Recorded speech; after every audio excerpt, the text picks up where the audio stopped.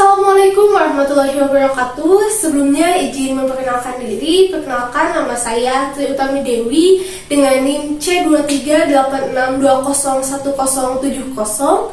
Pada kesempatan kali ini saya akan membuat video untuk memenuhi salah satu tugas, yaitu tugas teknik keterampilan dan dasar konseling yang mana diampu oleh Bapak Muhammad Muhajirin MPD Kons. Dan di video ini yang pertama ada mindfulness, ada reflection to meaning, dan juga summarizing. Untuk itu selamat menyaksikan. Pelan-pelan saya menutup mata saya. Tarik napas melalui hidung. Biarkan udara masuk melalui paru-paru dan hembuskan melalui mulut dengan lembut. Saya merasakan setiap tarikan napas dan hembusan napas saya. Saya menyadari keberadaan saat ini sebagai konselor. Saya hadir untuk mendengarkan, memandu, dan mendukung dengan penuh kasih. Saya mengingatkan diri saya bahwa saya bukanlah penyembuh utama. Saya adalah fasilitator yang akan memandu konseli untuk menemukan jalan mereka menuju penyembuhan. Saya menarik napas lagi dan menghembuskannya lagi. Saya melepaskan beban yang saya bawa sebelum sesi konseling ini. Saya melepaskan ekspektasi dan kekhawatiran serta kecemasan tentang apa yang akan terjadi. Saya yakin, saya siap untuk hadir secara penuh dalam setiap momen. Pelan-pelan saya membawa kesadaran saya kembali, dan pelan-pelan saya membawa kesadaran saya. Silahkan masuk. Assalamualaikum. Waalaikumsalam. Teh Raisa, bagaimana kabarnya hari ini? Alhamdulillah baik, Teh. Baik, saya sudah melihat intake income dari Teh Raisa. Dan apakah Teh Raisa sudah bersedia untuk melakukan konseling kali ini? Insya Allah, Teh, sudah bersedia. Baik, sebelumnya saya mengucapkan terima kasih kepada Teh Raisa atas ketersediaannya. Dan di sini sudah terdapat 2 kursi, di mana ada kursi pertama dan kursi kedua. Teh Raisa bisa memilih salah satu kursi yang bisa membuat Teh Raisa nyaman. Di sini kan boleh. Silahkan Teh Raisa menduduki kursi tersebut. Baik, di sini masih tersedia 1 kursi. Apakah saya boleh duduk di kursi ini? Boleh. Saya izin untuk duduk ya. Baik, Teh Raisa, sebelumnya izin memperkenalkan diri. Perkenalkan, nama saya Tri Utami Dewi. Di sini saya berperan sebagai konselor. Dan jika Teh Raisa berkenan, Teh Raisa boleh memperkenalkan diri. Baik, Teh. Perkenalkan, nama saya Raisa Adelia.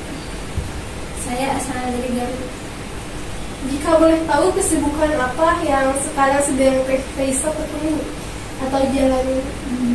Untuk saat ini saya sedang fokus di kuliah ya. Dan juga ada beberapa organisasi yang saya ikuti paling itu aja. Jika boleh tahu, organisasi apa saja yang Teh Raisa ikuti? Ada yang di dalam kampus, ada pembimbingan di luar kampus juga gitu.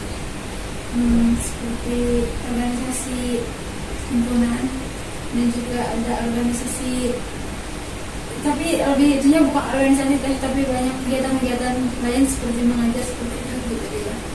Masya Allah, produktif sekali ya berarti kegiatannya. Saya sudah melihat ya intake info Teh Raisa. Jika boleh tahu, Teh Raisa mengetahui konseling ini dari siapa? Saya melihat konsul ini dari TikTok ada. Alhamdulillah ya, dengan adanya TikTok ini bisa mempertemukan Teh Raisa bersama saya. Dan jika boleh tahu, Teh Raisa sebelumnya apakah sudah pernah mengikuti sesi konseling? Belum pernah. Mungkin di sini saya izin untuk sedikit menjelaskan ya terkait konseling. Jadi konseling ini merupakan proses memberikan bantuan, di mana di sini ada konselor dan ada juga konseli. Nah, konselor ini akan membantu konseli untuk menyelesaikan permasalahannya. Namun di sini konselor berperan sebagai fasilitator yang mana akan membantu konseli untuk bisa menemukan solusi atas permasalahan tersebut. Dan di sini saya ingin meminta kesepakatan terhadap Teh Raisa, di mana tentunya dalam konseling ini ada asas kerahasiaan. Jadi Teh Raisa tidak perlu khawatir karena dalam konseling ini semua yang Teh Raisa ungkapkan insya Allah akan saya jaga, dan di sini juga tentunya ada asas keterbukaan. Jadi Teh Raisa bisa terbuka terkait permasalahan, emosi ataupun segala hal yang mengganggu Teh Raisa. Dan jika boleh tahu pihak siapa saja yang boleh mengetahui permasalahan ini? Yang boleh tahu orang tua saya sama pasangan saya. Baik, jadi nanti jika pun ada orang tua Teh Raisa ataupun pasangan Teh Raisa di sini, saya bisa menceritakan permasalahannya. Namun sejauh apa permasalahan yang boleh saya sampaikan kepada orang tua ataupun pasangan Teh Raisa? Kalau boleh mah mereka pengen tahu apa, kasih tahu ya Teh, supaya mereka juga bisa mengerti kenapa aku kayak gini Teh, karena itu gitu penyebabnya, biar mereka ngerti aku. Baik, jadi nanti jika pun mereka ingin tahu, saya boleh menceritakan apapun yang ingin mereka ketahui supaya transparansi juga ya Teh terkait permasalahan yang Teteh hadapi, dan itu diharapkan orang tua Teteh juga dan pasangan Teteh juga bisa memaklumi ya Teh. Baik Teh, sebelumnya saya berterima kasih atas kepercayaan Teteh terhadap saya. Dan di sini apakah ada yang ingin Teteh tanyakan sebelum kita memasuki sesi konseling? Iya Teh, ini kan ada asas-asas juga ya Teh. Ada gak, ini boleh gak semuanya diceritain? Semua permasalahan Teteh? Tentunya sangat boleh ya Teh, karena diharapkan dengan Teteh menceritakan semua permasalahan Teteh, jadi Teteh dan saya itu sama-sama bisa menemukan akar permasalahannya di mana, lalu solusi apa yang tepat dihadapi untuk permasalahan ini, seperti itu. Mungkin sudah cukup. Saya sebagaimana yang sudah saya ucapkan tadi, saya sudah membaca account dari Teh Raisa ya, dan di sini jika boleh saya tahu nih permasalahan apa yang ingin Teteh selesaikan pada konseling kali ini? Iya Teh, jadi saya ini merasa akhir-akhir ini, gak akhir-akhir ini sih, tapi di kehidupan saya ini ada yang mengganggu gitu, yaitu dimana ada rasa mungkin terlalu sering menyerap perasaan gitu. Jadi hal kecil pun gitu bisa membuat saya kepikiran gitu, sakit hati gitu, itu sedih gitu, sering terasa gitu. Tapi saya itu merasa kalau ini tuh terlalu mengganggu gitu ya. Saya juga pengen gitu, kayak karena saya mendengar gitu cerita-cerita orang lain itu bisa dengan sebodoh amat itu gitu, dengan beberapa hal yang menurut mereka itu nggak penting dan masih kecil gitu. Tapi kenapa ya saya itu merasa nggak ada yang bisa bodo amat. Tapi mungkin sekarang saya kan udah bisa ya, bukan bodo amat dunia, tapi bisa tidak terlalu dilihat pas saat kejadian gitu, tidak menampakkan saat kejadian. Kalau saya tuh misalnya saya sedang kecewa, terus tidak menunjukkan rasa kecewa dan sedih saya tuh di sana gitu. Namun pasti aja misalnya kan waktu malam sayanya itu baru saya sedih itu semua gitu, terus saya kepikiran semuanya itu gitu. Belakangan ini kamu sering merasa bahwa ada ketidaksesuaian antara diri kamu dengan orang lain, dan meskipun sekarang kamu sudah bisa mengendalikannya, namun tentunya perasaan ini seringkali mengganggu kamu. Ya, soalnya gini ada izin cerita gitu, kayak mungkin menurut orang lain tuh gimana ya, contohnya gini ya, kalau misalnya sifat orang lain beda ya, sifat aku misalnya ya, dari teman, pasangan atau orang tua gitu ya, itu tuh kerasa banget gitu. Kayak misalnya terus dari misalnya begini ya, misalnya teman saya itu udah nggak kayak dulu lagi gitu, yang biasanya cerita ke saya ataupun apa ke saya, tapi sekarang enggak. Saya itu begitupun juga saya merasa itu kesalahan saya.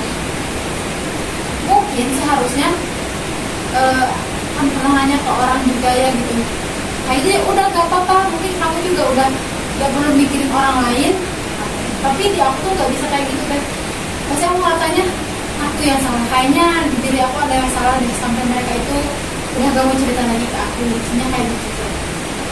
Kamu merasa sedih ketika ada teman kamu ataupun pasangan dari keluarga kamu yang berbeda sikap pada kamu, karena hal ini kamu merasa bahwa kamu itu melakukan kesalahan, padahal kesalahan ini belum tentu ada di kamu. Iya, kayak jadi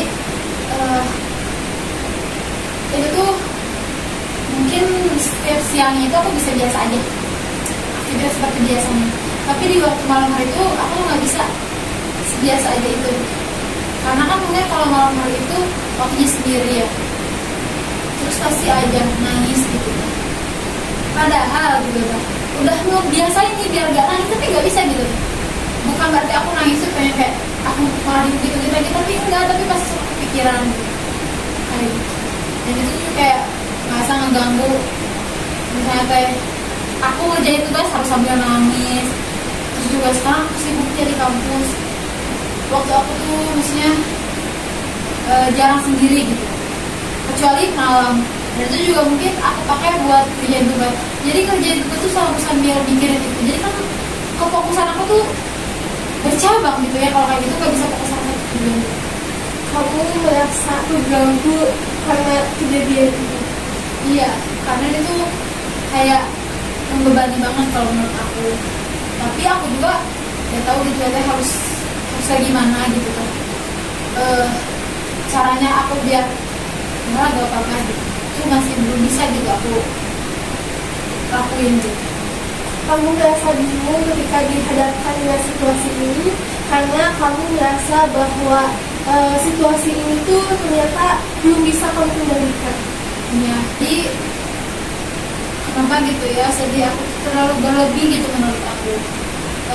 Kayaknya aku juga ngerasa sayang banget gitu, semuanya harus disedihin. Kan kalau kayak gitu aku juga terlihat kayak lemah ya. Kejadian ini membuat kamu merasa lemah. Ya, jadi saya tuh bingung gitu ya.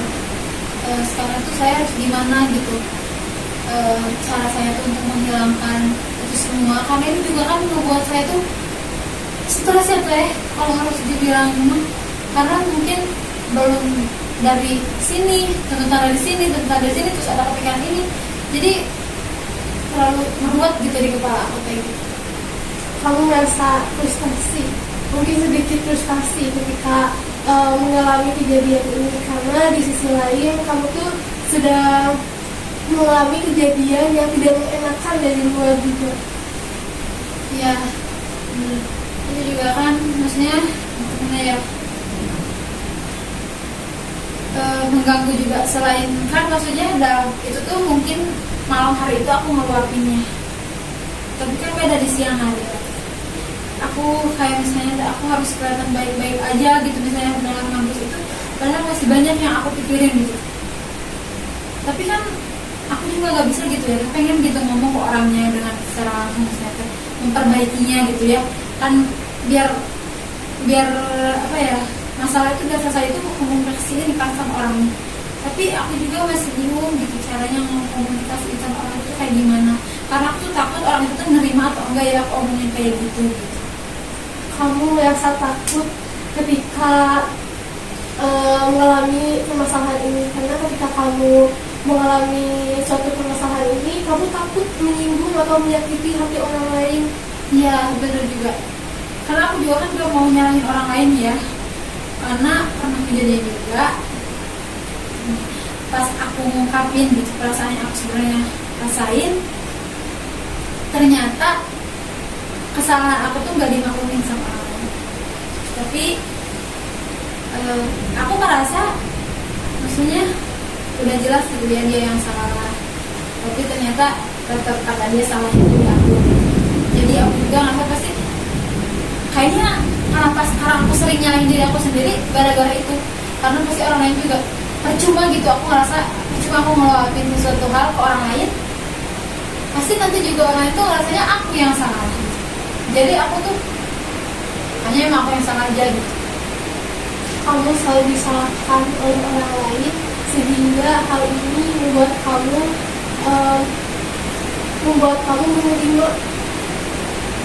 menerima diperlakukan seperti ini. Iya, jadi kayak udahlah wajarin aja. Terus aku juga nggak bisa dah, misalnya aku sakit hati sama orang lain, aku nggak bisa gitu. Jarang ngomong kalau misalnya aku tuh sakit hati sama kamu, pasti kayak oh kayaknya aku salah gitu, makanya dia kayak gitu. Sebelum orang lain yang nyalahin aku udah nyadar gitu, aku udah yang salah gitu. Di sisi lain, kamu merasa sedih karena harus memendam perasaan kamu sendiri. Ya, jadi setiap hari itu kalau misalnya, jadi sekarang tuh kalau aku misalnya ditanya kenapa, kamu tuh kenapa? Pasti aku udah kayak nggak apa-apa. Jadi semuanya aku nggak apa-apain gitu, karena aku tuh nggak mau gitu. Terus juga takut malah jadi panjang, jalannya tuh malah bener gitu, orang itu malah benci aku. Jadi aku sebelum orang itu benci aku nggak apa-apain semuanya aja gitu. Kamu takut dibenci oleh orang lain karena sesuatu kesalahan yang belum tentu kamu lakukan, sehingga kamu daripada dibenci orang lain, mungkin kamu sudah mengikhlaskan saja. Kayak gitu teh. Dan tapi jujur gitu, semuanya itu tuh nggak bisa harus kayak gitu. Aku nggak bisa gitu dalam hidup, karena mungkin ini juga bakal berpengaruh gitu ya mental aku sendiri kalau misalnya terus menyalahkan aku. Tapi aku juga bingung caranya biar sama-sama memperbaiki itu kayak gimana gitu. Di sisi lain, kamu merasa bingung ya terhadap situasi ini. Persisnya apa yang kamu bingungkan? Bingung karena banyak hal ya teh. Bingung pertama misalnya tuh, aku tuh nggak tahu cara apa yang biar bisa aku dan dia itu nerima gitu kalau misalnya saling ngobrol. Karena aku tahu pasti bakal ada penolakan dari salah satu pihak. Terus mungkin aku juga bingung, mungkin itu sebenarnya tuh aku benar salah atau emang dia yang salah gitu. Tapi karena aku melihat pandangan dari orang itu kalau aku yang salah gitu, seakan-akan aku yang salah, berarti kok aku gitu yang salah. Tapi aku merasa aku udah ngelakuin yang terbaik gitu buat dia itu, tapi ternyata masih belum cukup gitu ini semua. Kamu merasa ada kebingungan di sisi lain, takutnya ada salah satu pihak yang menolak itikat baik kamu, sehingga kamu lebih baik ya sudah tidak apa-apa memendam perasaan. Tapi apa dampak yang kamu rasakan ketika kamu memendam perasaan ini? Dampaknya banyak banget ternyata ya, karena berpengaruh ke kehidupan saya itu. Dampaknya itu saya itu kan jadi seorangnya karena sedikit pikiran itu ya, kalau misalnya saya diem itu pasti saya tuh pikirnya kesal. Makanya kenapa sekarang itu saya tuh lagi mencoba banyak kegiatan-kegiatan yang saya lakukan biar saya tuh nggak fokus di kesedihan aja gitu. Saya pengen ada keluaran dari sedih itu. Terus juga saya tuh sering sebenarnya saya gimana ya, saya sering menyalahkan diri saya sendiri ya. Tapi saya juga kan, maksudnya saya juga pengen gitu, saya mencintai diri saya sebagaimana layaknya dirinya harus dicintai.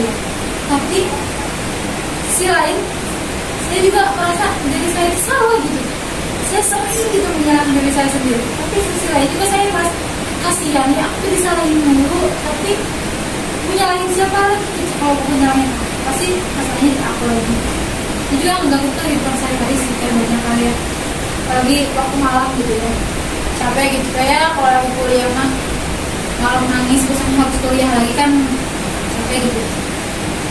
Kejadian ini mempengaruhi kehidupan kamu sehari-hari, dan tentunya ini juga membuat kamu merasa bersalah. Dan tentunya apa strategi yang ingin kamu lakukan supaya tadi tidak menyalahkan diri sendiri dan juga tidak mengganggu kehidupan sehari-hari kamu? Jujur banget ya teh, sampai sekarang pun aku masih belum punya solusi untuk hal ini. Makanya mungkin kalau aku punya solusi dari kemarin juga aku tuh nggak kayak gini. Tapi sisi lain aku tuh udah punya, maksudnya udah punya pegangan kayaknya aku tuh harus kayak gini. Cuma emang sulit untuk aku lakuin. Ya aku emang harus lebih fokus ke diri aku kayaknya, lebih fokus ke kesenangan aku. Karena aku merasa selama ini tuh aku terlalu fokus ke kebahagiaan orang lain. Jadi akunya jarang dibahagiain mungkin ya. Berusaha bahkan aku tuh bahagia numpang di bahagia orang lain bahagia, aku juga bahagia gitu. Terus juga itu sih harus fokus ke diri aku, harus membahagiain diri aku. Kita mikirin lagi diri aku tuh harus kayak gimana. Kemudian juga mungkin harus mulai belajar ngelupain yang gak terlalu penting buat aku, karena ternyata itu udah pengaruh banget gitu.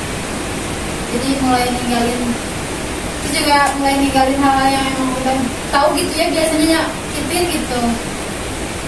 Jadi lumayan dijauhin. Sekarang juga lebih fokus ke perkembangan buat kedepannya apa aja. Baik, sebagaimana yang sudah Teh Raisa sampaikan, Teh Raisa akan berfokus pada diri Teh Raisa sendiri, dan Teh Raisa juga akan berfokus pada kesenangan Teh Raisa. Setelah itu Teh Raisa juga akan meninggalkan kejadian-kejadian ataupun nantinya ketika Teh Raisa dihadapkan dengan hal-hal yang menyakiti Teh Raisa akan meninggalkannya, dan yang terakhir Teh Raisa akan bergantung pada diri Teh Raisa sendiri.